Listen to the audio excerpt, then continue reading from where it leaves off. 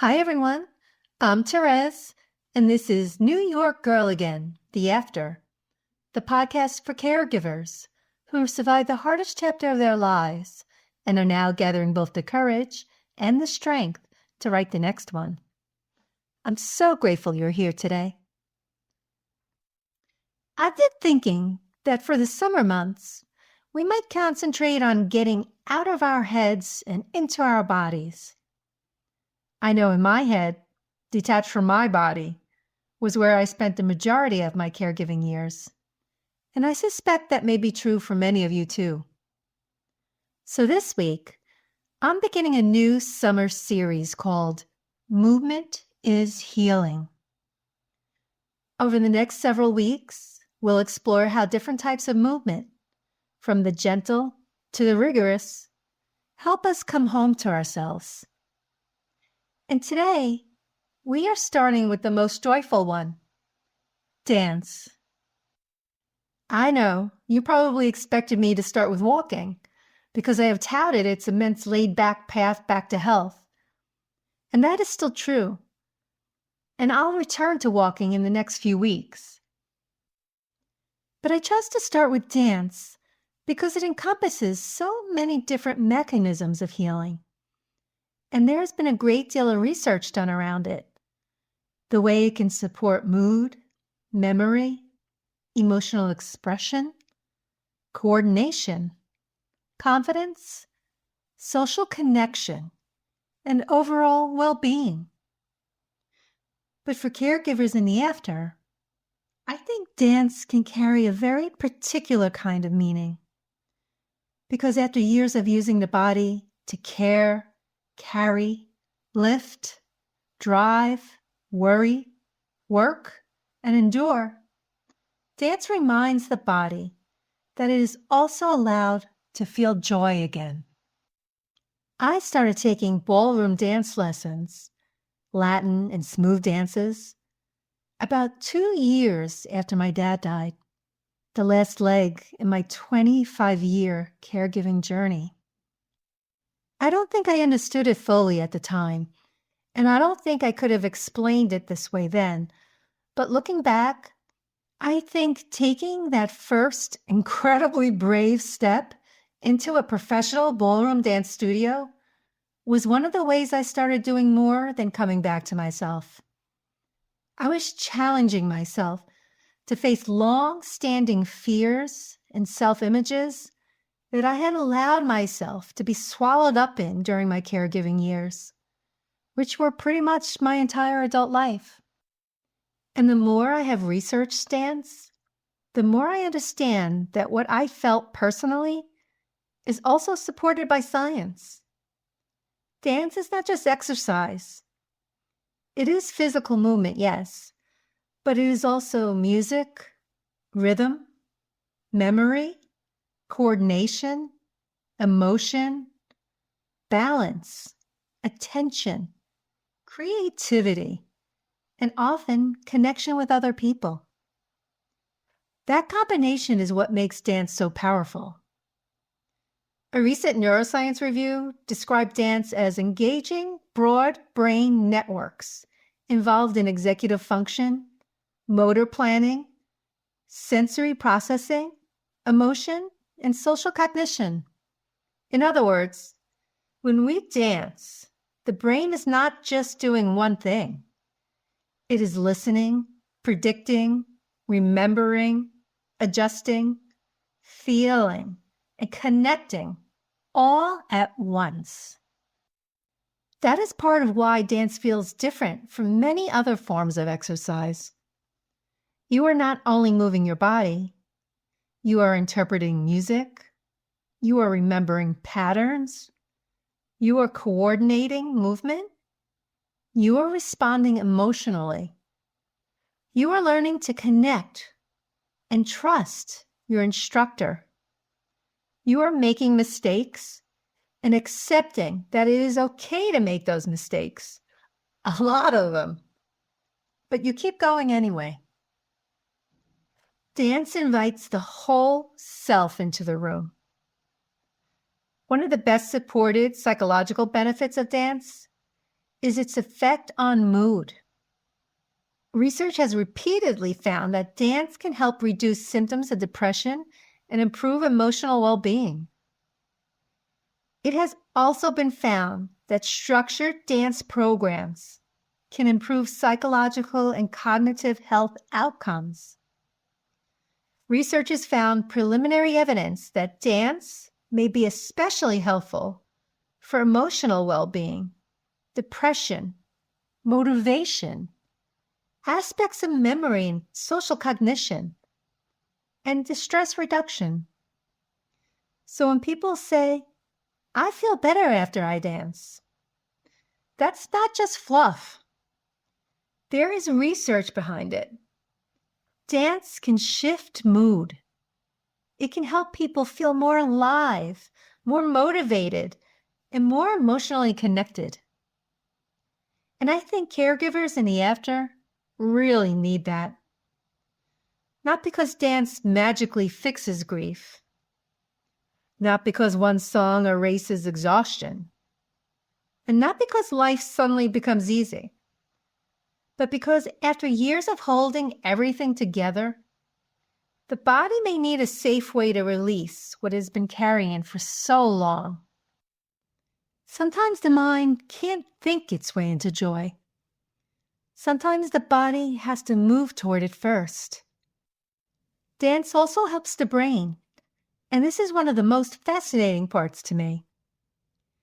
Dance is sometimes described as a kind of motor cognitive training because it asks the body and the brain to work together. You have to remember steps, follow rhythm, coordinate movement, pay attention, adjust your balance, respond to the music, and begin again when you miss something. That is a lot of brain work. Now, that does not mean dance is a cure for cognitive decline. It doesn't mean every person who dances will grow a healthier brain overnight, but it does suggest something important. Dance may support brain health because it combines physical movement with learning, rhythm, attention, memory, and emotion. And that matters, especially as we age, especially after long periods of stress, and especially after caregiving, when our minds may have been trained around worry and schedules, appointments and emergencies, and what could go wrong next. Dance asks the brain to do something different, to learn, listen, create, connect, and be present in the moment. And presence can be very healing because so much of caregiving happens in the future and the past. What if this happens? What if I miss something? What if things get worse? Did I do enough? Should I have noticed sooner? What comes next? What needs to be done? Who needs me? But dance pulls you into the now. This beat, this step, this breath, this movement, this moment. Dance combines physical, social, and rhythmic elements. I love that. Physical, social, and rhythmic, because that is part of the magic. Dance is not just movement. It's movement with rhythm, movement with music, movement with feeling, movement that often happens in community. And for those of us who have been isolated by caregiving, that community piece matters. Caregiving can become very lonely. Even when people love you, they may not fully understand what your day-to-day life has required. And after caregiving ends, the loneliness can become its own chapter. People may assume you are free now. They may not understand that you are also grieving, disoriented, exhausted, and trying to figure out who you are without the caregiving role at the center of your life. Dance can gently reintroduce connection, not necessarily through deep conversation, sometimes just through shared rhythm, shared laughter, shared awkwardness, shared learning, and shared movement. There is something healing about being in a room where everyone is trying, stumbling, recovering, and moving anyway. Dance can also help with emotional expression. And this is where dance becomes especially meaningful for people who have lived through grief, trauma, caregiving, or long seasons of stress. The systematic review on dance therapy for adults with psychological trauma found that dance therapy may be promising because it can address both psychological and physical symptoms of trauma. The review discussed potential benefits for body awareness, sensory motor perception, avoidance, dissociation, and interpersonal functioning, while also noting that more rigorous research is still needed. And I'm certainly not saying that dance is a replacement for therapy. Trauma-informed dance therapy is also different from simply going to a dance class. But the research does point to something many of us know intuitively. The body holds experience. The body remembers stress. The body remembers fear. The body remembers grief. The body remembers years of pushing through. And sometimes healing has to include the body. For caregivers, this makes so much sense because caregiving is not only emotional, it is physical.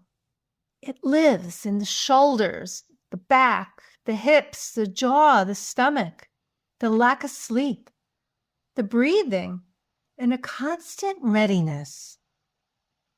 Dance gives the body another language. It says, you don't have to explain everything. You don't have to make it neat. You don't have to have the perfect words. You can move some of what you carry. You can let music hold part of it. You can let the rhythm help release it. Dance also builds confidence. And I don't mean the kind of confidence that comes from being perfect. I mean the kind that comes from learning, trying, being awkward, missing a step, trying again, and seeing yourself improve. That really matters psychologically because when we learn something new, especially as adults, we're reminded that we are still capable of growth. And for caregivers in the after, that can be powerful. It can be a bridge to rebuilding our lives. Caregiving can narrow your world. It can make your identity feel very fixed. You become the responsible one, the strong one, the advocate, the scheduler, the one who notices everything, the one who remembers everything, the one who holds it all together. And then dance asks you to become a beginner again. That can feel really vulnerable, but it can also feel freeing. Because when you let yourself be a beginner, you also let yourself start becoming. And I think that is such a beautiful lesson for life in the after. Because after caregiving, starting over can feel awkward too. You may not know what you like anymore. You may not know what brings you joy. You may not know who you are when you are no longer organizing your life around someone else's needs. You may feel older, tired, behind, or like the world kept moving while you were in a long, lonely, exhausting chapter of care. And then one day, life asks you to begin again. One step, one breath, one small choice, one song. Dance also teaches us that we can recover. And I love that because in caregiving, mistakes can feel terrifying. Missing something can matter. Forgetting something can matter. So we learn to be vigilant, hyper-vigilant. We learn to be responsible. We learn to scan the room. We learn to think 3 steps ahead. We learn to prepare for what could go wrong. And after a while, the nervous system can start to believe that everything depends on us getting everything right. But in dance, you miss a step and the music keeps going. You lose the rhythm and you find it again. You turn the wrong way or step on your partner's toes, and maybe you laugh, and laugh a lot. You begin again. You keep moving. So there is a grace in that. A grace I think many of us need desperately. I know I did. You do not have to get every step right to keep moving beautifully. And maybe that is not just about dance. Maybe that is about the after too. Maybe rebuilding does not require us to have everything figured out. Maybe healing doesn't require us to never stumble.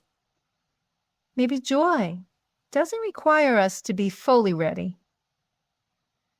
Maybe we are allowed to begin while we are still tender, while we are still tired, while we are still figuring it all out. And there is also something important about body image. After caregiving, grief, stress, and exhaustion, that relationship with our bodies can become even more complicated. Sometimes the body changes while we are busy surviving.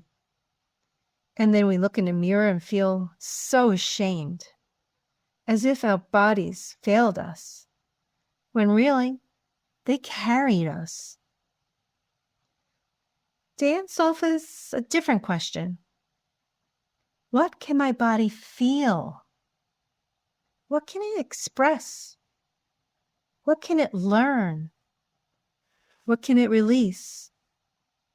What joy can it still carry? That shift is empowering because it changes the body from an object we judge to a home we inhabit. And for caregivers in the after, that can be a very tender kind of healing. Certainly, dance is not magic, nor is it a cure-all. Dance is not a substitute for medical care, therapy, medication, grief support, or rest when those things are needed. But dance is powerful, evidence-supported, low-cost, human, joyful way to support psychological and physical health. And that is worth taking seriously. For caregivers in the after, maybe the deeper questions are, can dance help me experience joy again? Can it help me move emotion that has been stuck for so long? Can it help me feel connected after loneliness? Can it help me become a beginner again? Can it remind me that my body is not only here to endure? Because the body that carried us through survival deserves much more than criticism. It deserves care. It deserves strength. It deserves rest.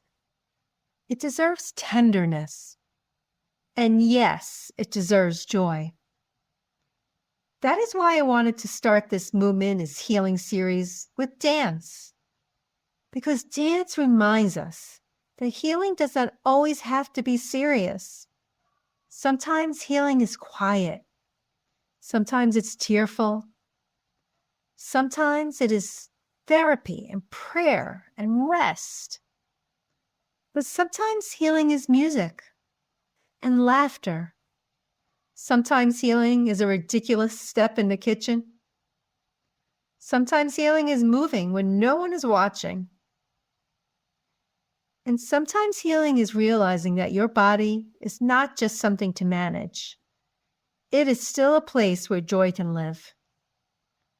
So if you are listening today and you are in your own after caregiving, after loss, after burnout, after years of being needed, I want to offer a very small invitation.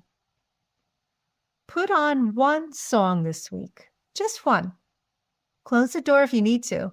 Let it be private, awkward, and all yours. You don't have to dance well. You don't even have to look beautiful. You don't have to record it. You don't have to turn it into a workout. You don't have to make it meaningful. Just let your body have 3 minutes where it's not being criticized, fixed, judged, or managed. 3 minutes where it's simply allowed to be alive. Sway, stretch, step. Move your arms. Walk around the kitchen. Cry if you need to. Smile if it comes. Let the music meet you exactly where you are. Maybe the body remembers joy before the mind fully believes joy is possible again. And this is only the beginning of the Movement is Healing series. In the coming weeks, I want to keep exploring movement and healing. I want to talk about strength training and what it means to rebuild strength after a long season of survival. I want to talk about physical therapy and learning to trust the body again after pain or injury. I want to talk about running and my own journey toward the New York City Marathon with the Team for Kids on November 1st. And I want to talk about gentler movement too. Walking, swimming, stretching, and the small ways we begin again when we are completely exhausted, as most caregivers are.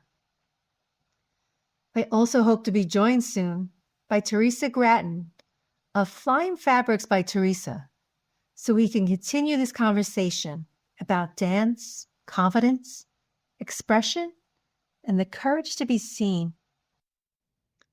Today I wanted to begin with the research and with my own experience as a caregiver in the after. Dance helped me come back into a body that had spent so many years enduring.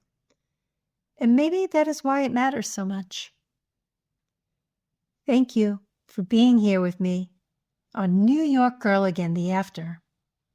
If this episode spoke to you, I hope you'll share it with someone who may need a gentle reminder that joy is still possible. And I hope you will join me next week as we continue the summer series, Movement is Healing. Until then, put on your favorite song and let your body start moving.